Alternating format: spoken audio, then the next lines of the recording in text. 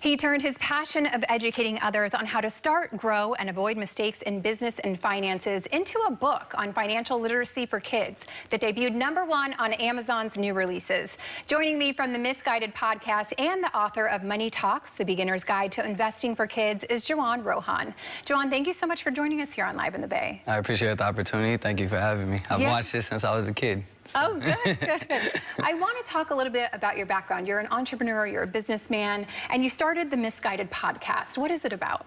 Yeah, the Misguided Podcast was an opportunity for me to really help young kids and entrepreneurs understand the mistakes in business and learn financial literacy.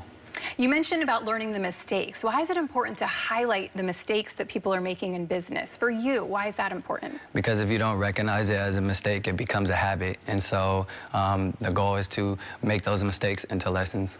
What's an example that you might have of something like this that happened in your life that you were able to learn from? Yeah, it all began mismanaging money at a young age. You know, after college, you get a good job and then you start having money come in, and then you're not sure how to manage it correctly. And so I started seeing my bank account disappear, and I always wanted to fix that. Yeah, you mentioned learning from a young age. Is that what inspired you to write a book for kids? Let's talk about that book and kind of what inspired you to write that. Yeah, well, you know, the pandemic happened, so we had a lot of time on our hands. I've always loved putting ideas to paper, and I was inspired by a gentleman I actually had interviewed, and he inspired me to write the book. I went, drafted it within 24 hours, and I've always had the idea to help kids learn what I wish I would have known. Why is it so important to start with kids and starting at an early age to you? That's a great question. You know, kids, they just sometimes need a little push. And, you know, I think it's important. I had kids, so that was kind of a pivotal time in my life where I was like, I want them to grow up in a better position than I was. And so for me, it was important to start young because sometimes they just need that little push to take that step forward. Talk about some of the tips that are in the book that you wrote about and why you wanted to specifically include those ones. Yeah, definitely. The tips I kind of talk about are, you know, just the basics. What is budgeting? You know, a lot of people don't know what an Excel sheet is and what expenses and your income is. And so that was one of the things. Another one was what is finance? A lot of people actually don't know what it is. What is money? You know, and so I go into the history of money, how it was created. You know, how it began as like a bargaining. You know, where people would trade rice for you know, anything else. And so I just kind of go into the history of that and try and bring it into the new world.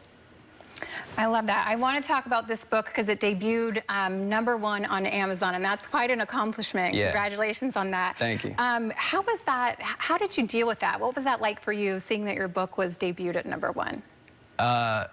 It's shocking. It's shocking. You know, you just wake up, you know, it's released, you know, you've put in the time to get pre-orders, and you know, you've done the work, and then you wake up and you see it. #1 new releases, #3 bestseller. I mean, you know, a lot of people celebrate number one bestseller, but I think #3 is pretty big, especially because I never had goals to write a book. Right, and so yeah, it was an amazing feeling for sure. We were talking a little bit earlier about the importance of, you know, highlighting failures and what that means and how people can really learn from that. Is that something that you put into this book as well? Yeah, I kind of try and go into it. You know, when writing the book, I wanted to make it easy for people to understand who don't know nothing about it. And so my goal is, you know, to have these two kids have a conversation. Money is such a taboo topic, and it's awkward, you know, when you talk about it. And so that's why it's in dialogue form. And they kind of go into, you know, a mentor-mentee type of relationship, which to me, that mentor is teaching the mentee about mistakes. Yeah. And so that's kind of how I wanted to express how you can learn from mistakes. Speaking of mentors and mentees, you've gone out and you've been able to speak in classrooms to kids about this. What has that experience been like? The best feeling, walking away with kids asking questions, or I recently last week had a kid, you know, really want to learn more about the business he was trying to create. And that was such an exciting feeling, knowing that I'm giving back to the community. It's a great feeling. I can't even explain it. Yeah, I think financial literacy is something that kids need as well as adults. I'm sure that I'm going to be getting a text from my husband soon saying, make sure you bring a copy of that book home for yourself. So I know that there's lots to learn there for everyone. So I just want to thank you so much for joining us here on Live in the Bay and sharing that with us. I appreciate the opportunity. Thank you.